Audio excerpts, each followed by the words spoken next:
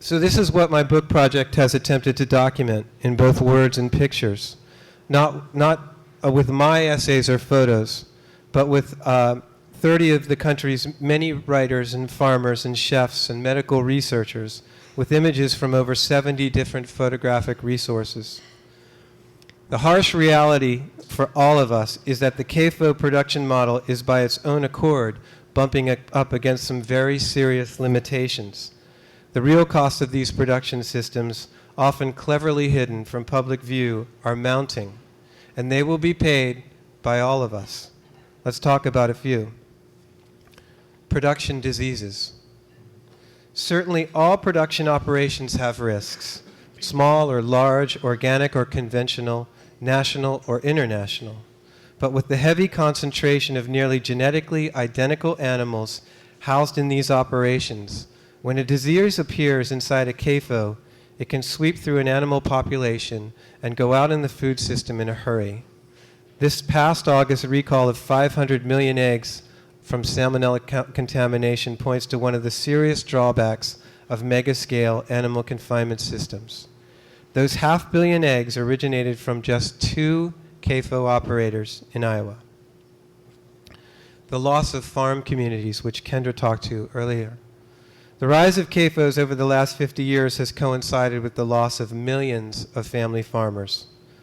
Coincided is the operative term here, because it has been anything but a coincidence, as regulations have been written and rewritten, subsidy programs established, conglomerates that dominate all sectors of the market created, and the food system corporatized, as Nicolette Hahn-Nyman says, from piglet to pork chop. While the CAFO operators have flooded the market with so-called cheap meat, dairy, poultry, and eggs, the profit margins for the average livestock producer has nearly vanished. At a recent USDA and Department of Justice hearing this summer, West Virginia poultry grower Mike Weaver testified that a large bucket of fried chicken in his area of the country fetches $26.95. The contract grower who raised the chicken for that bucket will earn just 30 cents. 6 months of raising a hog can bring a grower less than $10 per animal. There's no way that this system supports the small independent producer that we used to see as the face of American agriculture. Farmers either get big, find a niche market, or beg for subsidies and price supports from the federal government. More often than not, they disappear altogether. In 1950, there were 6 million family farmers in America. By the turn of this century, 300,000 operators are responsible for producing 90% of all farm output. 1/3 of those operators is over 55 years of age. It's a prudent question to ask, who is going to grow our food? Antibiotic overdose. How do you keep 2,000 hogs in a single barn, or 80,000 chickens in a factory hen house, or 100,000 cows on a beef feedlot? Normally with a life support system of small doses of antibiotic medicines and chemically fluffed up industrial diet. According to researchers at the Johns Hopkins Medical School, who wrote an important essay for CAFO, antibiotics have been heralded as the great medical discovery of the past 500 years. Their value for the medical commons, the medicines that we humans depend upon to fight outbreaks and epidemics, are being squandered inside CAFOs. More antibiotics are used for animal food production in the state of North Carolina than in all of human medicine. And more antibiotics are used in the state of Iowa for animal food production than all of human medicine. And what we see are the rise and risk of antibiotic-resistant diseases linked to animal factory production, Salmonella, E. coli, MRSA, and others, that we may be powerless to combat with the antibiotic medicines when the time arises. Fecal flood. If you call around, as I do, to the many citizen activist groups around the country against whom the battle for the CAFO industry is being waged on a daily basis, you hear a lot of horror stories. Stench so foul, residents can't go outside or plan family picnics or even visit loved ones in cemeteries. Manure running through field ditches straight out into public waterways. Fish kills due to fecal flooding, 100,000, 250,000, 1,000,000 fish killed when floods overwhelmed manure storage lagoons and already saturated farm fields and water tables. Many CAFOs are concentrated in areas prone to heavy rainfall and even the regular paths of hurricanes. Ethical collapse. I'd like to bring up one final matter about the untold costs of CAFOs. I will simply quote one of the authors of the book, Matthew Scully. Factory farming isn't just killing. It is a negation, a complete denial of the animal as a living being with his or her own needs and nature. It is not the worst evil that we can do, but it is the worst evil we can do to them. It confronts us with the animal equivalent of Abraham Lincoln's condemnation of human slavery. If slavery is not wrong, nothing is wrong. Matthew Scully is not an activist working for the Riverkeeper or Sierra Club or Farm Sanctuary or the People for the Ethical Treatment of Animals, but a former speechwriter for President George W. Bush and candidates John McCain and Sarah Palin.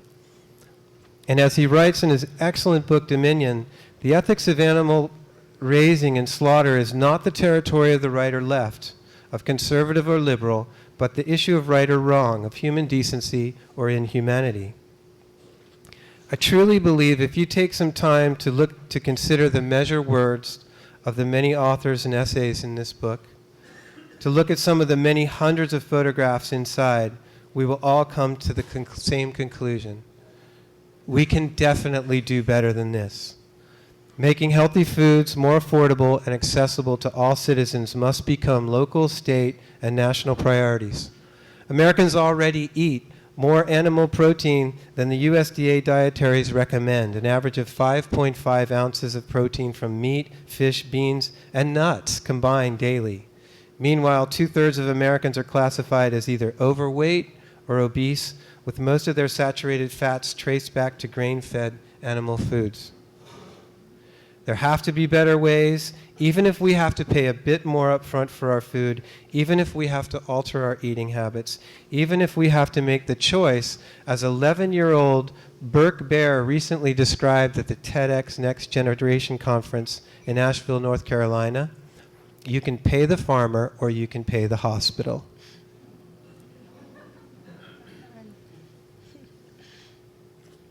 The cost of preventable nutritional diseases has already reached $150 billion per year and is still climbing, so I think the 11-year-old homeschooled kid has a point. It's time to put the CAFO out to pasture, to put our animals out on pastures where deep-rooted perennial plants protect the soil, filter water, store carbon, where animals can grow more slowly and develop fats and proteins that are beneficial to our diets, and where a lot more farmers are involved in their care. The question becomes, if not an industrial animal food production system, then what kind? If not meat, eggs, and poultry from some faraway processing plant, then from where and under what conditions and at what cost and in what quantities? What would the alternatives look like and how can we possibly scale them up? What are some of the challenges in creating a pasture-based food system that supports much, if not all, of your local community over the next 20 to 30 years? And as hard as it may seem, or as simplistic as it may sound, I believe the real work of the next 10 years will be finding more ways to help people know your farmer, know your food, grow your own, and spread the health and wealth. And if that is just way too basic, I would say we can go for strict legislation on antibiotic use in confinement animal operations, reforms, farm bill reforms, subsidy reforms that actually incentivize the healthy production of food rather than what we've got right now, reform of the competition title, which right now has allowed corporations to really dominate the system, a rise in fuel prices, which will inevitably shrink the miles that food can travel and the amount of fuel we can actually pump directly into the food system. And finally, the rebuilding of local food systems, which I know is why you're all here tonight. Thank you very much.